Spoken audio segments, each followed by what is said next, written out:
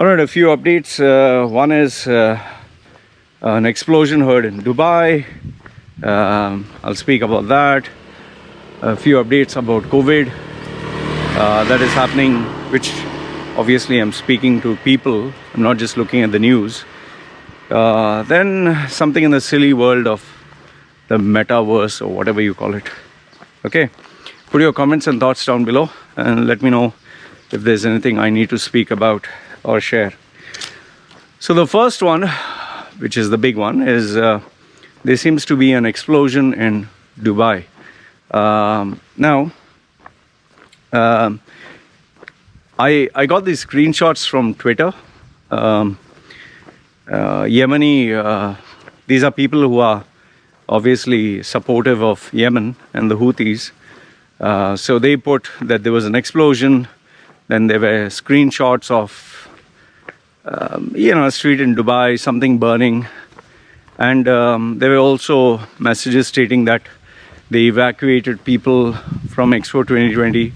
And some others were saying that it kind of coincides with Israel coming to visit UAE. I'll give my thoughts now. See, explosion, there can be an explosion for anything. Like even before the Houthis came, let's say, for example, there's an explosion in a building. There's a gas cylinder explosion. There's an explosion of a car. A car just caught fire and exploded. Or someone was trying something stupid and, an explosion took place. So now the problem is, before, if the explosion would take place, people would not bat an eyelid. Okay, gas cylinder or whatever. Now, with any explosion, automatically by default, the talk will be, okay, Yemeni Houthis have done something or another.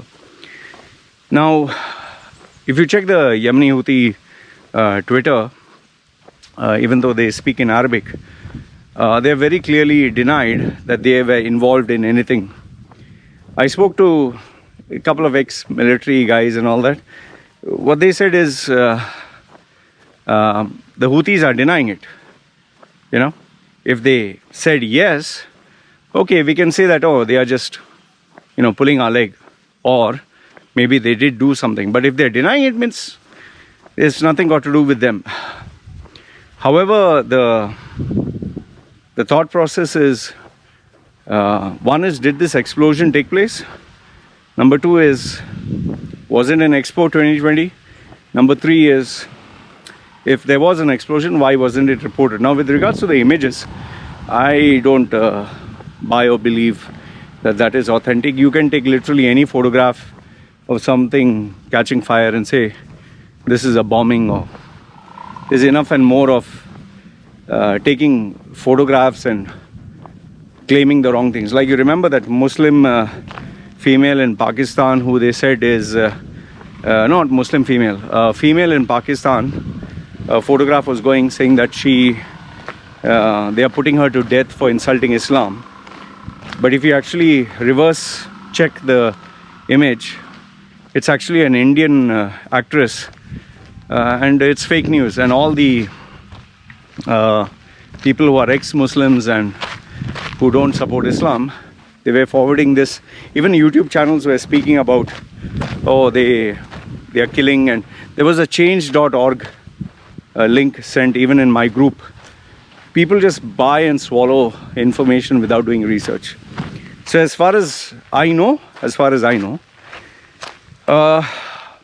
there has not been any explosion in UAE. I spoke to people who are working at Expo. They said there's nothing that they were aware of. Evacuations and safety protocol, that is always in place. Okay. With regards to the Israeli delegation, whenever they visit UAE, there is a heightened sense of security, and they make sure all bases are covered, because the last thing UAE needs is someone from Israel visited and then there was an attack. This would make headlines. So this much I can assure you that as far as I know, I don't think there has been an attack. Explosion possibly can be.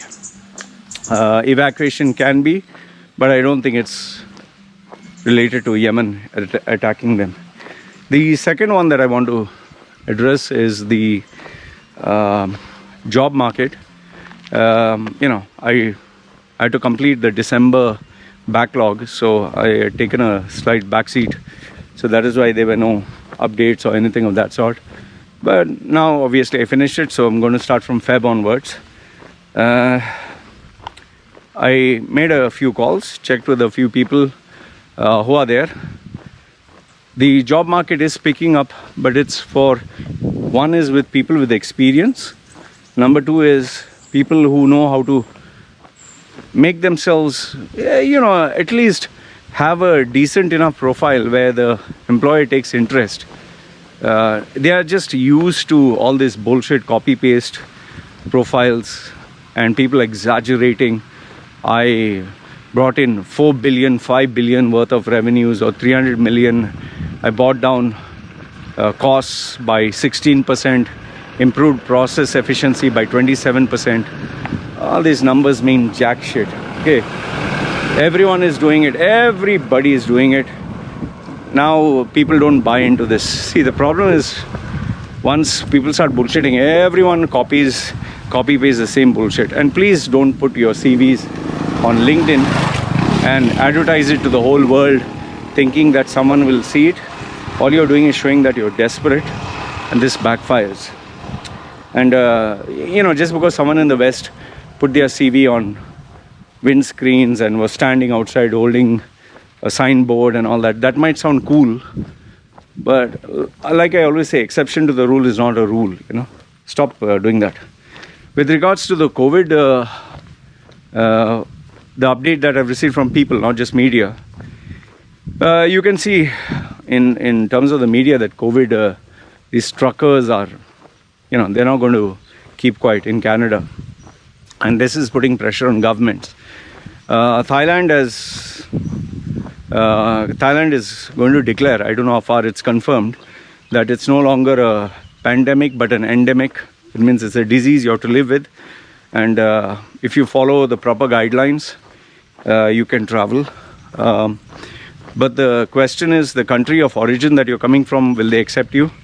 We saw the update of that that lady, New Zealander in Taliban. She wanted to go back to New Zealand. They refused, and now the Taliban is actually taking care of her. Strange times that we are living in. That Taliban is showing more humanity than the country itself. I'm not too sure if it is Denmark, but now there are countries that are no longer mandating that you have to be shut indoors and all that. They're allowing people to go about their work. But yes, countries have their rules, from putting masks to ensuring certain services in certain countries. If you're not fully vaccinated, you cannot buy or take the services like alcohol in some parts of USA, even dining in restaurants. So follow the rules of the country you live in. That's what I say. With regards to new variants, and people are just fed up here. I mean, you scare people once, fine. You scare people, oh, the second one is even more dangerous, fine. You scare people the third time, oh, this one is even more dangerous, fine. I mean, shouldn't there be a line drawn somewhere? Like, you can't keep doing this like 20, 30 times. Oh, the new variant, oh, the next variant, oh, the latest variant, you come up with all these fancy names, and at some point we will say, enough, man, enough. Now, first they were saying, take one vaccine. Then they're saying, take a second dosage, then you'll be okay. Now they're saying, take a third one, that is a booster. Then they're saying, take the fourth one, that is another booster. I mean, at what point do you stop? At what point do you say enough? Like most of the vaccines, you take once in a lifetime or once in 3 years, or this one, what you take every month. Then what are they going to do? Every week? Then what they're going to come up with every day? Then they're going to come with tablets that you have to take. I mean, where do you stop, man? Come on. The pharmaceutical industry is just trying to push until it becomes a joke. It's like the boy who cried wolf. You keep crying wolf, wolf, wolf. At some point people say, okay, fine, let the wolf come. We'll see. Now people have reached a point of suffocation, and they're like, fine, if I have to die, I'll die. I don't want to hear it. I need to earn and feed my family, not sit at home and hope checks will come in. And most of the countries, they don't even do that. And last if not the least is this NFT. It become a joke, man. Justin Bieber just purchased 1.25 million something of some monkey photograph. And now I just found out in the newsfeed is Beatles, you know Beatles, huh? The wife of the Beatle or relative of the Beatle is selling images of the memorabilia. That means guitar, the shirt and all that. It's not the actual memorabilia that you own, that you'll own. A photograph of that, they are selling it for $4,000 starting bidding price. So if you bid for it, that photograph of that means I have the original guitar, or I have the original shirt, or I have the original trousers. That will belong to me. Just this photograph, which is a JPEG image, that you can say is belonging to you. Okay. It's like, you know, saying this guy is married to this woman, he'll stay with this woman, he'll be with this woman. The photograph of it, you can say that you're married to it. And when I tell people and I question people, does this even make sense? They're like, oh, you're a boomer, you're old.